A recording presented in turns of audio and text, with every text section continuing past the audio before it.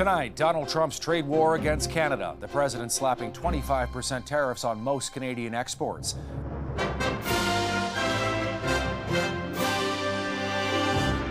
The order has been signed, but Canada isn't taking it lying down. The actions taken today by the White House split us apart instead of bringing us together. How Team Canada's tough talk will translate into action against an unpredictable president. Plus, sounding the alarm bell about the huge impact tariffs would have on Canadian businesses. But the industry will shut down within a week. As some consumers are vowing to push back and buy Canadian. I will not buy any liquor from the States. I won't buy anything from the States anymore. Take my hands. Plus, doing battle with dementia. We'll tell you how a new treatment is trying to stop Alzheimer's disease in its tracks. And taking off into the clouds faster than the speed of sound. There we are. XB1 is supersonic. Why this new jet has hopes flying high for the future of air travel. And she's airborne.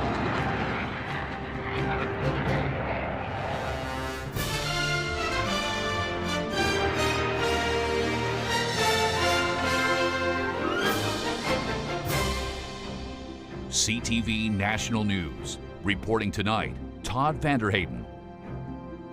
Good evening. A trade war is likely coming with the United States. President Donald Trump plans to hit our country with a 25% tariff as of this coming Tuesday, and Justin Trudeau promising Canada will be hitting back. It means all Canadian products exported to the U.S. would face a 25% tax, except for oil and gas, which face a 10% tax. Most of Canada's exports are sent to the States, so this would have a huge impact on the economy and possibly push Canada into a recession in a worst-case scenario. About $1.3 billion in trade crosses the border each and every year. At the heart of it seems to be the flow of illegal drugs, which Donald Trump says Canada has to do more to stop. We have extensive coverage tonight, beginning with CTV's Geneviève Beauchemin, who is in Washington, D.C. Jen. Todd, as of Tuesday, the longest undefended border in the world between longtime partners will be a steep economic divide.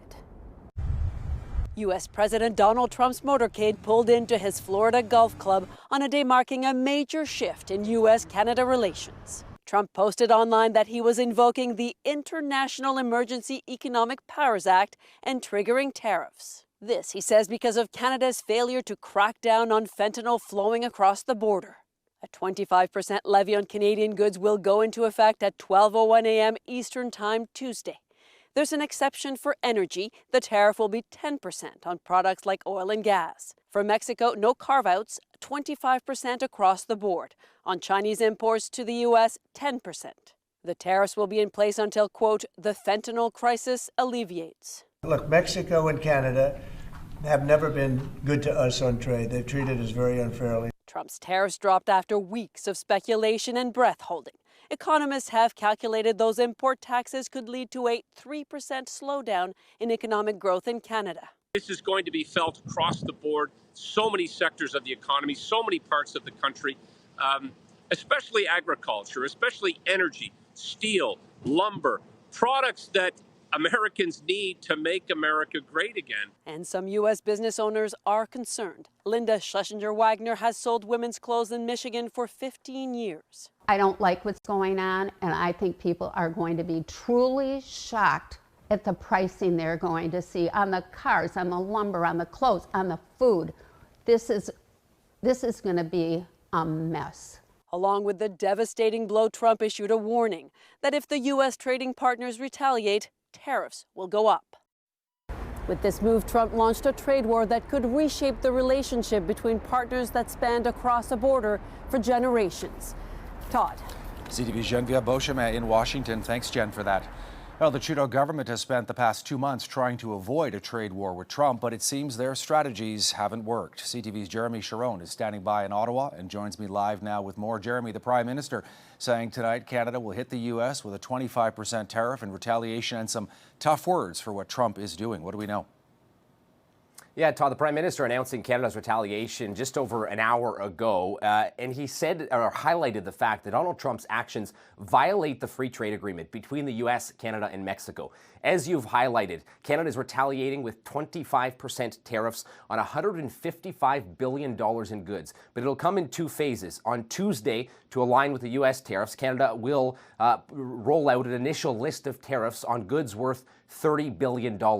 21 days later, the federal government says to allow Canadian businesses time to find alternatives, they'll roll out a secondary list of tariffs targeting another $125 billion in goods. That's $155 billion in total. What are those items? We've learned some of them. The full list has not come out yet. They include American beer, wine, and bourbon, fruits and fruit juice, veggies, perfumes, clothing, shoes, household appliances, furniture, sports equipment, materials as well, lumber and plastics. The federal government also says it's looking at non-tariff measures as well relating to critical minerals and energy. The Prime Minister also had a message today for Canadians on the impact and the role they could play in all of this.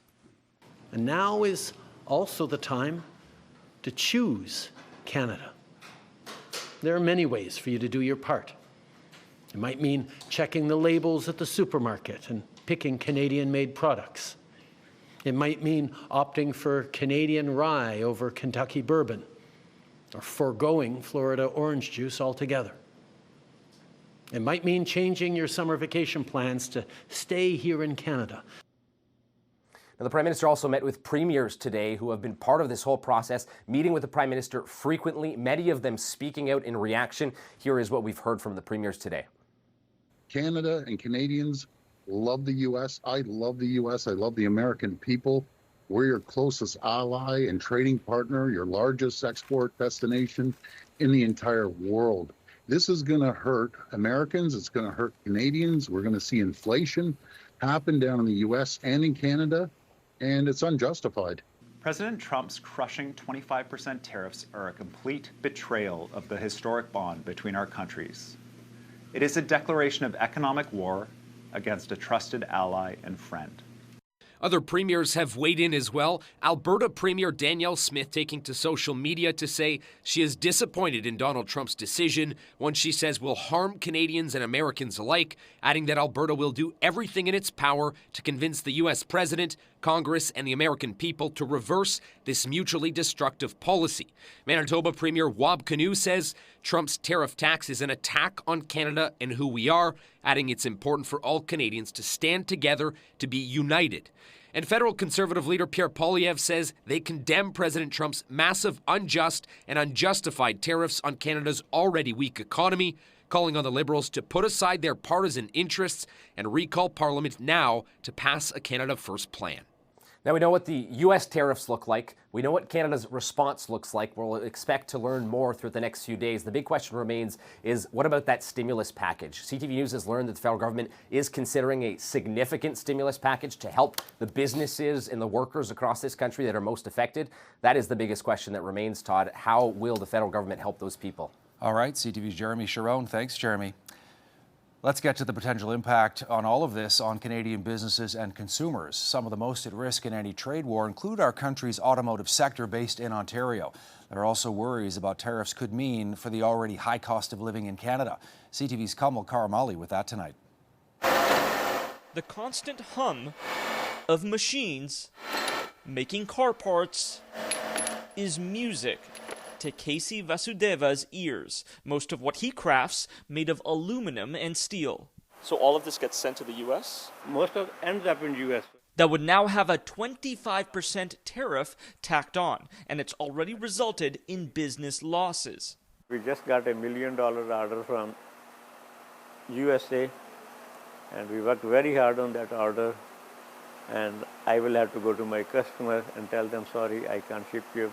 It wouldn't be long until those increased prices caused by the tariffs would be seen at the car lot. I think that each car will cost around $7,000 to $10,000 more.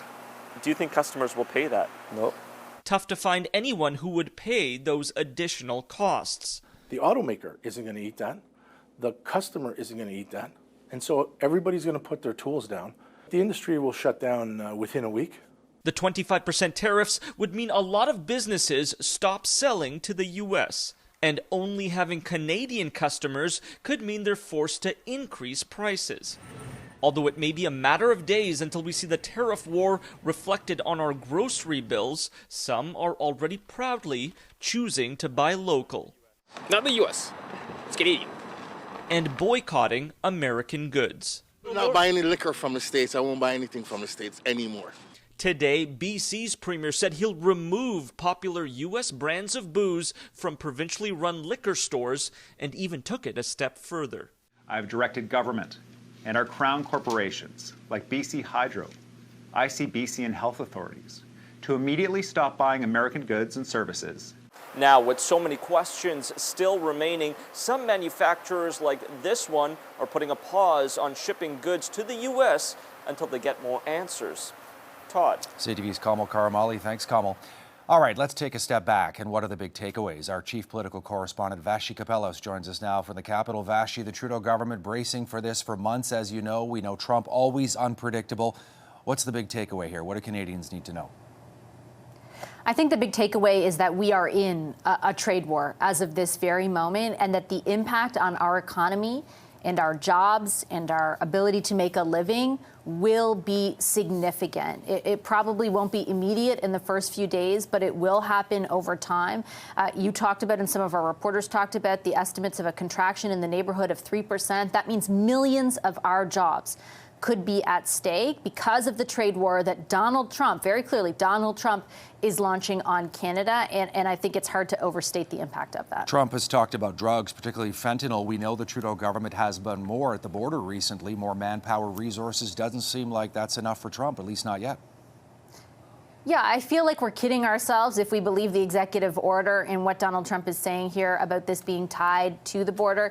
Take, for instance, some of the facts that Jeremy and others have laid out tonight. We're just a fraction when it comes to illegal migration or fentanyl of what overall in the aggregate is captured in the United States. We are hardly anything compared to what's happening on the Mexican border, yet the punitive measures taken today are 25% across the board are happening to both Canada and Mexico. So I think it's difficult to say in any real world sense that this is about the border. Clearly, Donald Trump wants to raise revenue through these tariffs to fund a lot of the things he's promised to do, which makes, I think, navigating our response all the more difficult. Just quickly, Trump and Trudeau have long had a challenging relationship. Could any of this be personal, Vashi? Well, I really think today, very quickly, Todd, the fact that the Prime Minister admitted that he's been trying to get a hold of Donald Trump since inauguration, but obviously Trump hasn't picked up the call, says all we need to know about that relationship right now. Our chief political correspondent, Vashi Kapelos in Ottawa. Thanks, Vashi. Well, Trump's tariffs are also front and center in the Liberal leadership race. Some say the tariffs could result in the Liberals gaining support. Liberal strategists say that's because Canadians are now more worried about Trump than about the carbon tax. CTV's Colton Prale has that.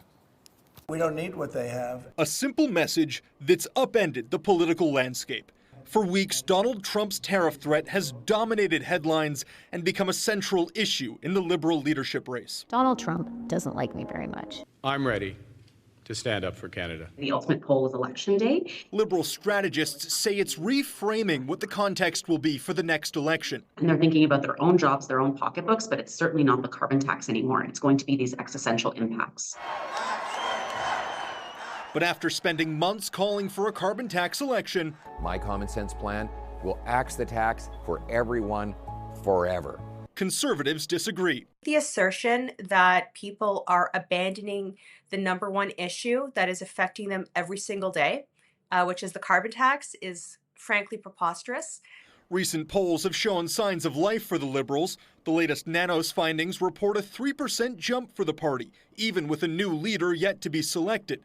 But right now, the Conservatives still sit firmly in majority territory. And what we're seeing is switching between the Conservatives and the Liberals, which changes the game very quickly. All this as top Liberal leadership candidates are stepping back from a consumer carbon tax. The Liberals haven't gone anywhere. What were the pros and cons of anything that we've done?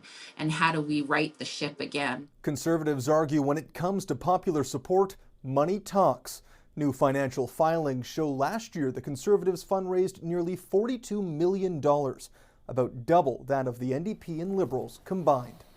Todd. All right, CTV's Colton Prale. Thanks, Colton. This is, of course, a big story, and for more coverage and analysis on it, go to our website, ctvnews.ca. All right, in other news tonight, it is still not clear what caused an air ambulance jet to crash last night in Philadelphia. It happened shortly after takeoff, and a doorbell camera capturing the moment the plane exploded as it hit the ground.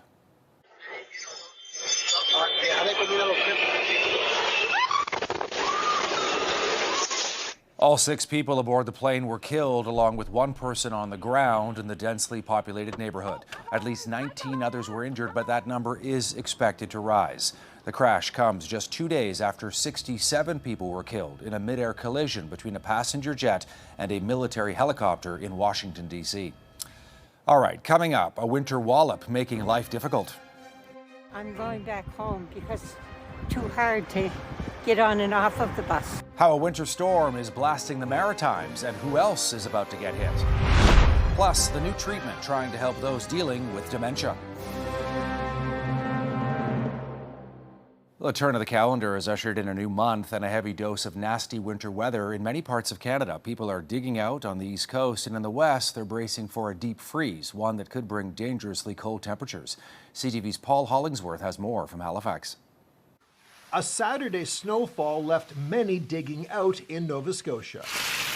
This senior fought the good fight and tried to catch a bus to go shopping. And now I'm going back home because it's too hard to get on and off of the bus.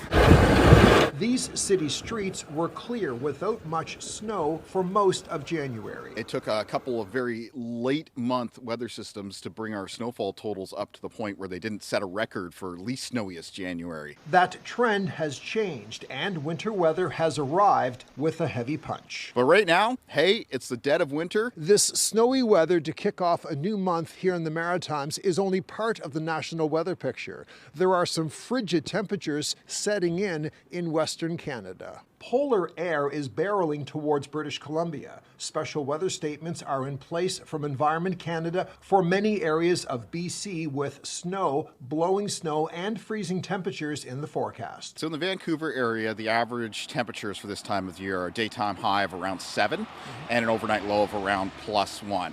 By the start of next week, by Monday, Vancouver area is looking at daytime highs close to 0 and overnight low temperatures down into the minus double digits. Vancouver has opened additional shelters and warming centers. We have over 100 vehicles that we can deploy for winter maintenance. In addition to that, we also have 100 personnel that we're able to deploy for our winter response. Look for those cold temperatures to push east, with Alberta, Saskatchewan, and northern Manitoba expecting wind chill temperatures to dip to the -30s and -40s in the coming days. Paul Hollingsworth, CTV News, Halifax.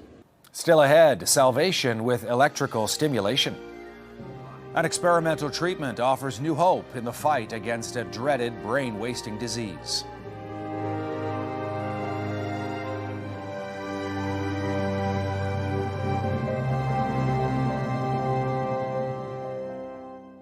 Every year, thousands of Canadians are diagnosed with Alzheimer's. Today, there is no known cure, but researchers at the University of Manitoba are optimistic about an experimental new treatment that helps to increase brain activity. CTV's Alex Carpa reports from Winnipeg.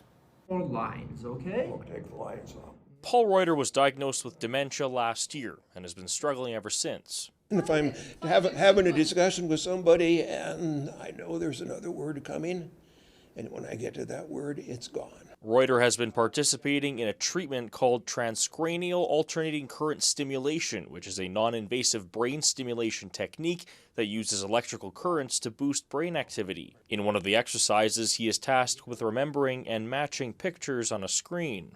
Doing a lot of work on memory, trying to associate words, terms, pictures with each other. What it does is that it boosts the excitability. So we basically excite the neurons by cognitive exercises. Alzheimer's disease is a progressive brain disorder that causes gradual decline in memory and thinking skills. It damages connections between neurons in the brain. Dr. Zara Musafi, who is leading the treatment, says it's crucial to boost the neurons in the brain that aren't damaged in Alzheimer patients. Our goal is to stabilize the condition so that we can postpone or avoid institutionalization altogether. Musavi has also led other research, including using virtual reality to help people identify if they have early onset Alzheimer's. But despite decades of research, there is no cure. If you have an opportunity to get help, something like this study or something else, go for it if you can get it. Great job, man. And Reuter is still determined to keep trying. Alex Karpa, CTV News, Winnipeg. All right, still ahead, rejoining the jet set. The sky's the limit for a supersonic plane that could redefine air travel for the 21st century.